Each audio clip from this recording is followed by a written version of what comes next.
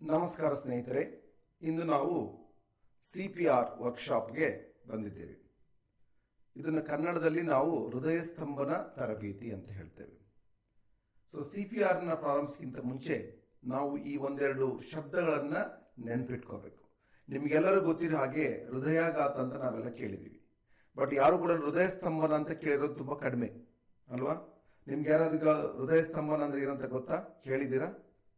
ಅತ್ಯಂತ ಕಡಿಮೆ ಜನಕ್ಕೆ ಗೊತ್ತಿರುತ್ತೆ.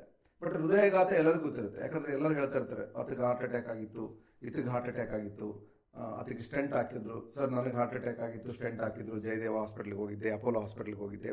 ಸೊ ಈ ಥರ ಎಲ್ಲ ಸಾಮಾನ್ಯವಾಗಿ ನಾವು ಕೇಳ್ತಾ ಇರ್ತೀವಿ. ಹೃದಯ ಸ್ತಂಭನ ಅಂದ್ರೆ ಯಾರಿಗೂ ಸಾಧಾರಣವಾಗಿ ಗೊತ್ತಿರಲ್ಲ. ಸೊ ಇದು ಹೃದಯ ಸ್ತಂಭನ ಇತ್ತೀಚಿನ ದಿನಗಳಲ್ಲಿ ಹೆಚ್ಚಾಗ್ತಾ ಇದೆ. ಈ ಹೃದಯ ಸ್ತಂಭನದಿಂದ ಉಂಟಾಗುವಂತ ಪ್ರಾಬ್ಲಮ್ ಏನಂದ್ರೆ ರೋಗಿ ಉಳಿಯೋದಿಲ್ಲ, ಸತ್ತು ಹೋಗ್ತಾರೆ. ನಿಮ್ಗೆಲ್ಲರೂ ಗೊತ್ತಿರ್ಬೋದು, ಹೃದಯಾಘಾತ ಆದ್ರೆ ಅವ್ರನ್ನ ನಾವು ಆಸ್ಪತ್ರೆಗೆ ಕರ್ಕೊಂಡು ಹೋಗ್ತೀವಿ. ಸೊ ಅವ್ರು ಹೇಳ್ತಾರೆ, ನಮ್ಗೆ ಎದೆ ನೋವು ಆಗ್ತಾ ಇದೆ, ಎದೆ ಉಸಿರಾಟಕ್ಕೆ ತೊಂದರೆ ಆಗ್ತಾ ಇದೆ, ನಮ್ಮ ಎದೆ ಮೇಲೆ ಏನೋ ಒಂದು ಆನೆ ಕುಂತಾಗೆ ಭಾರ ಇದೆ. ಸೊ ಈ ತರ ಎಲ್ಲ ಅವ್ರು ಕಂಪ್ಲೇಂಟ್ ಹೇಳ್ತಾರೆ. ಅವಾಗ ನಮ್ಗೆ ಎದೆ ನೋವು ಅಂದ ತಕ್ಷಣ ನಾವು ಒಡನೆ ಪೇಷಂಟ್ನ ಆಸ್ಪತ್ರೆಗೆ ಕರ್ಕೊಂಡು ಹೋಗ್ತೀವಿ. ಆಸ್ಪತ್ರೆಯಲ್ಲಿ ಡಾಕ್ಟರ್ ECG ಮಾಡ್ತಾರೆ, ಬ್ಲಡ್ ಟೆಸ್ಟ್ ಮಾಡ್ತಾರೆ, ಹೇಳ್ತಾರೆ ನಿಮ್ಗೆ ಸ್ವಲ್ಪ ಹಾರ್ಟ್ ಅಟ್ಯಾಕ್ ಆಗಿದೆಯಪ್ಪ, ಇವರಿಗೆ ಒಂದು ಸ್ಟೆಂಟ್ ಹಾಕಬೇಕು, ಇಲ್ಲಾಂದ್ರೆ ಇಂಜೆಕ್ಷನ್ ಕೊಡಬೇಕು, ಒಳಗಡೆ ಅಂತ ರಕ್ತ ಹೆಪ್ಪುಗಟ್ಟಿದ್ದನ್ನು ಕರಗಿಸೋದಕ್ಕೆ ಇಂಜೆಕ್ಷನ್ ಕೊಟ್ಟು ಇವ್ರಿಗೆ ಆರಾಮ್ ಮಾಡಬೇಕು ಅಂತ ಅವ್ರು ಇಂಜೆಕ್ಷನ್ ಕೊಡ್ತಾರೆ, ಇದು ಸ್ಟೆಂಟ್ ಹಾಕ್ತಾರೆ, ರೋಗಿ ಆರಾಮ್ ಆಗ್ತಾನೆ, ಮನೆಗೆ ಬರ್ತಾನೆ. ಇದು ಸಾಧಾರಣವಾಗಿ ನಾವು ಕೇಳಿ ಬರುವಂತಹದ್ದು. ಎಲ್ಲರೂ ಕೂಡ ಇದನ್ನು ಹೇಳ್ತಾ ಇರ್ತಾರೆ. ಬಟ್ ಈ ಹೃದಯ ಸ್ತಂಭನ ಆದಾಗ ಸಮಯ ಇರೋದಿಲ್ಲ. ಒಡನೆ ರೋಗಿಗೆ ನಾವು ಚಿಕಿತ್ಸೆ ನೀಡದೇ ಇದ್ರೆ 5 ನಿಮಿಷ ಒಳಗಾಗಿ ರೋಗಿ ಸತ್ತು ಹೋಗ್ಬಿಡ್ತಾನೆ. ಸೊ ಹೀಗಾಗಿ ನೀವು ರೋಗಿಯನ್ನ ಆಸ್ಪತ್ರೆಗೆ ಕರ್ಕೊಂಡು ಹೋಗ್ತೀರಿ, ಹೋದ ತಕ್ಷಣ ಡಾಕ್ಟರ್ ಹೇಳ್ತಾರೆ, ಇಲ್ಲಪ್ಪ ಜೀವ ಹೋಗ್ಬಿಟ್ಟದ, ಏನು ಮಾಡೋಕ್ಕಾಗಲ್ಲ, ಇವಾಗ ಸ್ವಲ್ಪ ಹೊತ್ತು ಏನಾದ್ರು ಜಲ್ದಿ ಬಂದಿದ್ರೆ ಏನಾದ್ರು ಮಾಡ್ಬೋದಾಗಿತ್ತು. ಇದು ಸಾಮಾನ್ಯವಾಗಿ ಕೇಳಿ ಬರುವಂಥದ್ದು. ಇದನ್ನು ಕೇಳಿದ ತಕ್ಷಣ ರೋಗಿ ಜೊತೆ ಇದ್ದವ್ರಿಗೆ ಇನ್ನೆಷ್ಟು ಜಲ್ದಿ ಬರ್ಬೇಕು ನಾವು?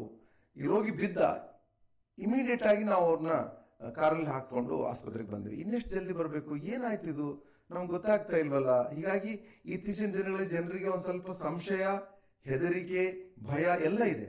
ಯಾಕಂದ್ರೆ ಯಾರು ಕೂಡ ಇವ್ರಿಗೆ ಏನಾಗ್ತಾ ಇದೆ, ಈ ತರ ಇರುವಂತ ರೋಗಿಗಳಿಗೆ, ಹಠಾತ್ತನೆ ಬಿದ್ದು ಸಾಯುವಂತ ರೋಗಿಗಳಿಗೆ ಕಾರಣ ಏನು ಅಂತ ಯಾರಿಗೂ ಗೊತ್ತಿಲ್ಲ. ಸೊ ಅದನ್ನ ನಾವು ಇವತ್ತು ತಿಳ್ಕೊಳ್ಳೋದಕ್ಕೆ ಪ್ರಯತ್ನ ಮಾಡೋಣ. ಸೊ ಇದನ್ನೇ ನಾವು CPR ವರ್ಕ್ಶಾಪ್ ಅಂತ ಕರಿತೀವಿ, ಆಯ್ತಾ? ಸೊ ಇದನ್ನ ನಾವ್ಯಾಕೆ ಕಲಿಬೇಕು? ಆಯ್ತು, ಏನ್ ತೊಂದರೆ ಇದ್ರೆ ನಾವು ಡಾಕ್ಟರ್ ಹತ್ರ ಕರ್ಕೊಂಡು ಹೋಗ್ತೀವಿ, ನಾವ್ಯಾಕೆ ಮಾಡಬೇಕು? ಸೊ ಇದಕ್ಕೆ 3 ಕಾರಣಗಳಿದೆ. ಒಂದನೇ ಕಾರಣ ಏನಪ್ಪಾ ಅಂದ್ರೆ, ಈ ಹೃದಯ ಸ್ತಂಭನ ಅಥವಾ ಕಾರ್ಡಿಯಾಕ್ ಅರೆಸ್ಟ್ ಅಂತ ಏನು ನಾವು ಹೇಳ್ತೀವಿ, ಇದು ಹೆಚ್ಚಾಗಿ ಆಗುವುದು ಮನೆಯಲ್ಲಿ, ಆಯ್ತಾ? ಸೊ ಮನೆಯಲ್ಲಿ ನಿಮ್ ಜೊತೆಗೆ ಯಾರು ಇರಲ್ಲ. ಸೊ ಡಾಕ್ಟರ್ ಇರಲ್ಲ, ನರ್ಸ್ ಇರಲ್ಲ, ಆಂಬ್ಯುಲೆನ್ಸ್ ಬರಲ್ಲ, ಏನು ಬರಲ್ಲ. ಸೊ ಆದ್ರಿಂದ ನೀವೇ ರೋಗಿಗೆ ಪ್ರಥಮ ಚಿಕಿತ್ಸೆ ನೀಡಬೇಕು, ಒಂದನೇದ್ದು. ಸೊ ಎರಡನೇದ್ದು ಏನಪ್ಪಾ ಅಂತಂದ್ರೆ, ಹೃದಯ ಸ್ತಂಭನ ಅಥವಾ ಕಾರ್ಡಿಯಾಕ್ ಅರೆಸ್ಟ್ ಅಂದ್ರೆ ಹಾರ್ಟ್ ಪಂಪ್ ಮಾಡೋದನ್ನ ನಿಲ್ಲಿಸ್ಬಿಡುತ್ತೆ. ಸೊ ಹಾರ್ಟ್ ಪಂಪ್ ಮಾಡೋದು ನಿಲ್ಲಿಸಿದ ತಕ್ಷಣ ದೇಹದ ಯಾವುದೇ ಭಾಗಕ್ಕೂ ಕೂಡ ರಕ್ತ ಸಂಚಾರ ಆಗೋದಿಲ್ಲ. ಸೊ ರಕ್ತ ಸಂಚಾರ ಆಗೋದಿಲ್ಲ ಅಂದ್ರೆ ಆಕ್ಸಿಜನ್, ನಾವು ಆಮ್ಲಜನಕ ಅಂತೇನೆ, ಪ್ರಾಣವಾಯು, ಇದು ಯಾವುದೇ ದೇಹದ ಯಾವುದೇ ಭಾಗಕ್ಕೂ ಮುಟ್ಟೋದಿಲ್ಲ. ಇದು ಮೆದುಳಿಗಾಗಿರ್ಬೋದು, ಹೃದಯಕ್ಕೆ ಆಗಿರ್ಬೋದು, ನಮ್ಮ ಎದೆ ಶ್ವಾಸಕೋಶಗಳಿಗಾಗಿರ್ಬೋದು, ಅಥವಾ ನಮ್ಮ ಮೂತ್ರಪಿಂಡಗಳಿಗಾಗಿರ್ಬೋದು, ಯಾವುದೇ ಭಾಗಕ್ಕೂ ಕೂಡ ರಕ್ತ ಸಂಚಾರ ಆಗೋದಿಲ್ಲ. ಆಯ್ತು, ಆಗಿಲ್ಲ ಅಂದ್ರೇನು? ನಾವು ಆಸ್ಪತ್ರೆ ಕರ್ಕೊಂಡು ಹೋದ್ಮೇಲೆ ಮತ್ತೆ ಶುರು ಮಾಡ್ಬೋದಲ್ಲ. ಇದರಲ್ಲಿ ಒಂದು ತುಂಬಾ ಇಂಪಾರ್ಟೆಂಟ್ ವಿಷಯ ಇದೆ. ಅದು ಏನಪ್ಪಾ ಅಂತಂದ್ರೆ, ನಮ್ಮ ಮೆದುಳು ಮತ್ತು ಹೃದಯ ಈ 2 ಅಂಗಗಳಲ್ಲಿ ಆಕ್ಸಿಜನ್ ಸ್ಟಾಕ್ ಅಂತೀವಿ, ರಿಸರ್ವ್ ಅಂದ್ರೆ ಏನಾದ್ರು ತೊಂದರೆ ಬಂದಾಗ ಎಷ್ಟು ಹೊತ್ತು ಅದು ಆಕ್ಸಿಜನ್ ಹಿಡಿದಿಟ್ಟುಕೊಳ್ಳಬಹುದು, ಅದನ್ನ ನಾವು ವಿಚಾರ ಮಾಡಬೇಕು. ನಮ್ಮ ಹೃದಯ ಮತ್ತು ಮೆದುಳು ಈ 2 ಅಂಗಗಳಲ್ಲಿ ಆಕ್ಸಿಜನ್ ಸ್ಟಾಕ್ ಅಥವಾ ನಾವು ಆಕ್ಸಿಜನ್ ರಿಸರ್ವ್ ಅಂದ್ರೆ ಬ್ಯಾಕಪ್ ಅಂತ ಏನು ಹೇಳ್ತೀವಿ, ಇದು 5 ನಿಮಿಷ ಮಾತ್ರ ಇರುವಂತಹದ್ದು.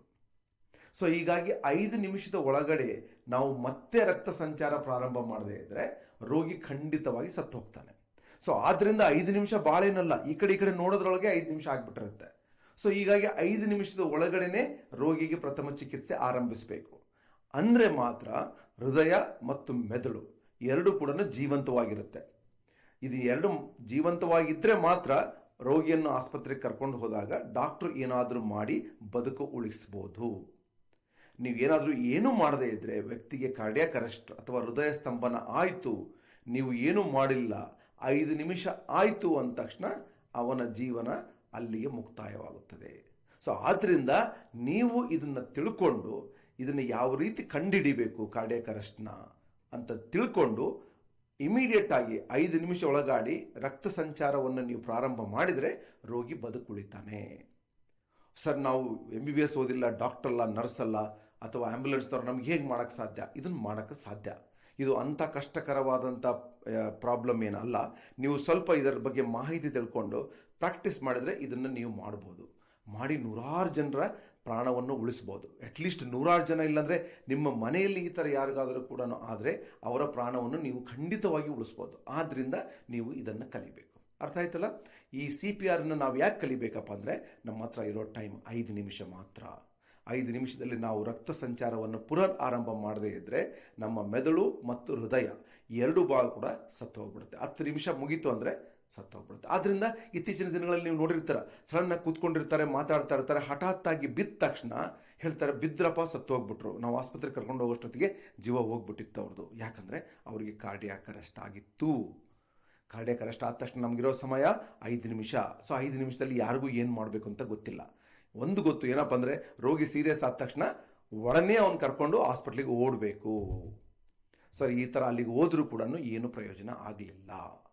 ಯಾಕೆ ಅಂದರೆ 5 ನಿಮಿಷ ಮೀರೋಗಿತ್ತು. ಸೊ ಅದರಿಂದ ಇದನ್ನು ನಾವು ಕಲ್ತಿದ್ದೇ ಆದರೆ, ಇದರ ಬಗ್ಗೆ ನಾವು ಮಾಹಿತಿ ತಿಳ್ಕೊಂಡಿದ್ದೇ ಆದರೆ ರೋಗಿ ಜೀವನವನ್ನು ಖಂಡಿತವಾಗಿ ಉಳಿಸ್ಬೋದು.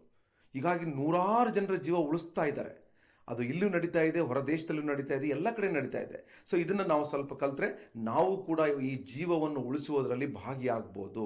ನಮ್ಮ ಜೀವ ಆಗಿರ್ಬೋದು, ನಮ್ಮ ಮನೆಯವರ ಜೀವ, ನಮ್ಮ ಯಾವುದೇ ಒಬ್ಬ ವ್ಯಕ್ತಿ ಹಠಾತ್ತಾಗಿ ರಸ್ತೆಯಲ್ಲಾಗಿರ್ಬೋದು, ಹಾಸ್ಪಿಟಲಲ್ಲಾಗಿರ್ಬೋದು, ಏರ್ಪೋರ್ಟ್ನಲ್ಲಾಗಿರ್ಬೋದು, ಬಸ್ ಸ್ಟಾಪ್ನಲ್ಲಿರ್ಬೋದು, ರೈಲ್ವೆ ಸ್ಟೇಷನ್ನಲ್ಲಿರ್ಬೋದು, ಈ ರೀತಿ ಎಲ್ಲಾದರೂ ಕೂಡ ನೀವು ಧೈರ್ಯವಾಗಿ ಮುಂದೆ ನಿಂತು ಪ್ರಥಮ ಚಿಕಿತ್ಸೆಯನ್ನು ನೀಡಿ ಜೀವವನ್ನು ಉಳಿಸಬಹುದು.